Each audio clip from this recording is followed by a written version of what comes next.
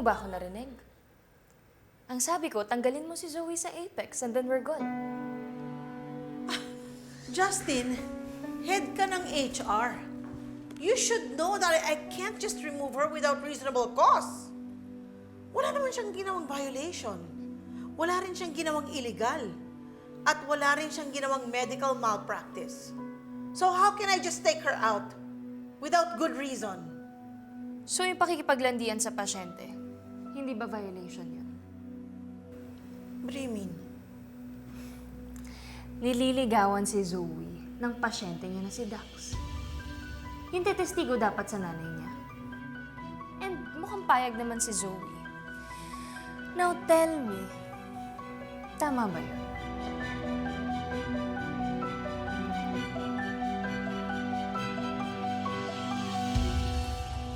Kuya? Kuya, sandali. Kaya nang galing to? Kay Carlos ba? Po? Ma'am, pinikap ko lang po sa flower shop yan. Tapos, dinala ko po rito. Hindi ko po kilala yung Carlos na yon. Pwede ba, kuya? Magsabi ka na ng totoo. Siguro, kasabot mo si Carlos, no? Nasaan si Carlos? Sabihin mo sa akin, nasaan siya? Ma'am, hindi ko po talaga kilala yung Carlos na yun eh. Pwede ba umamin ka na? Lynette, kalma. Huwag mong pag-initan si Kuya. O nga, Lynette, baka naman napaparanoid ka na. Kuya, sabihin mo na. Kailan ba talaga galing to? Nay, alam ko na po kung kanino po galing yung flowers. Hindi po siya galing kay Doc Carlos. Galing po siya dun sa dati ko pong pasyente na si Bridget. Yun naman pala eh. Kuya, pasensya na ha, pang merienda mo. Siya na po kayo. Salamat po. Salamat kuya. Tang, ito po kayo. Ano nga tayo? Ano ba yan?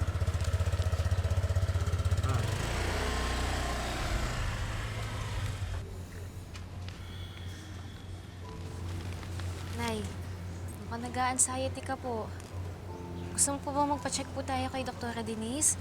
Baka mamaya po kasi na-trauma ka po dun dahil sa nangyari kay Doc Carlos. Anak, hindi ko kailangan ng psychiatrist. Iba tong nararamdaman ko sa dati. Galit ako kay Carlos. Lalong-lalo na ngayon, hindi pa siya nahuhuli ng mga pulis. Kaya nga, Lynette, huwag ka naman masyadong mag-alala. Walang masamang mangyayari sa inyo ni Annalyn. Diyosa, hindi ka naman nakakasiguro dyan eh. Hindi mo alam kung anong pwedeng mangyari. Kaya dapat magdoble ingat tayo, lalong-lalo ka na, Annalyn. Huwag kang pumunta kung saan-saan, lalo na kung di mo kami kasama, ha? Pagkatapos ng duty mo sa ospital, umuwi ka kagad dito sa bahay. Hindi natin alam kung nasaan si Carlos, hindi natin alam kung ano mga pinaplano niya. Naintindihan mo? Pumasok ka tayo sa loob. Hindi kayo.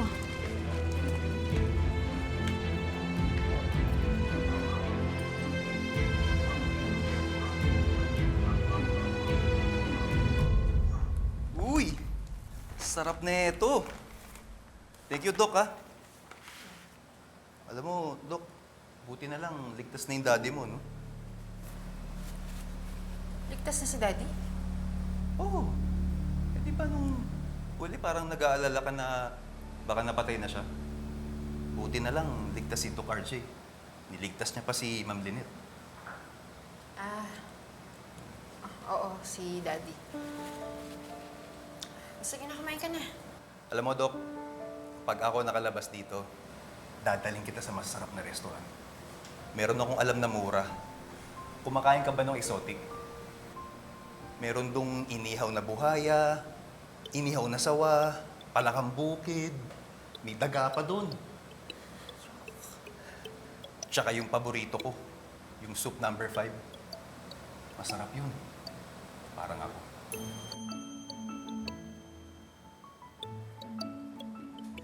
Sige na, kainin mo na yan. May duty pa ako. Dok.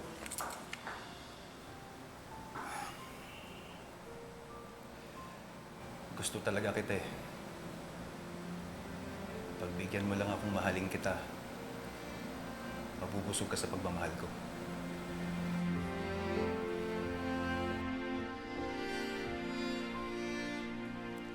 Alam mo, Dok, kumain ka muna. Kumain ka muna bago ka mag-duty.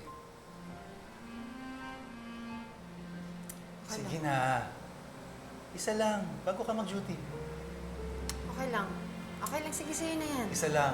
Marami ka pang gagawin. Isa lang. Sige na. Sige na. Oh, sarap, di ba? Gusto mo pa? Gusto ko eh. Thank you, Doc. Sige lang. Sumakay ka lang. Kailangan magtagumpay ang plano namin ni Mami. Ay, parang masarap maghalo-halo ngayon. Mainit. Tama. Dapat mag-lunch tayo. Gusto niyo. Kain tayo.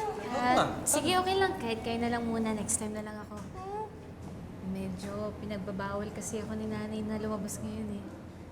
Ay, Dok, dahil pa rin ba yan kay Doc Carlos? Yung kinukwento ko sa inyo kanina?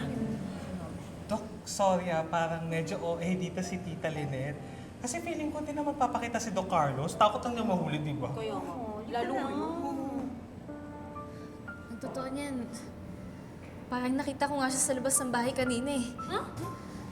Ano yun? Talaga? Pero hindi ako sigurado kasi nawala din siya kaagad. Eh di siguraduhin mo.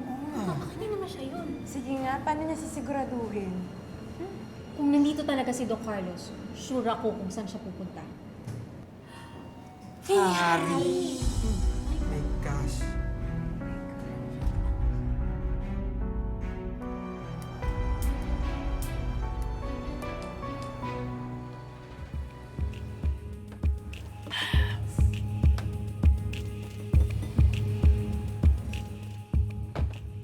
Boss! Sa pabote. Tapos na eh. Sir, mukhang marami ka nang nainom ah. Magpababa ka muna kaya. Hinihingi ko ba opinion mo? Sabi ko, isa pang bote. Hindi, lasing ka na eh. Kung gusto mo, pababa ka muna, bibigyan kita mamaya. Boss! Bakit? Ito, lasing na oh. Tapos na natin. Ayan. Sir, may problema ba? Wala. Nag-order lang ako ng isa pang bote. Ano problema? Sir, kalma. Magkape na lang kayo. Gusto mo kape? Pagtitipla kita. Tipla mo kape. Sino ba kayo, ha? Can you leave me alone? Ano ba? Kalma! Upo nga! Okay ka lang? Okay lang ako. Tol, Hindi ako lasing. tipla mo ang kape si sir. Yes, tipla mo kape. Ano? Bote ko. Bote ko.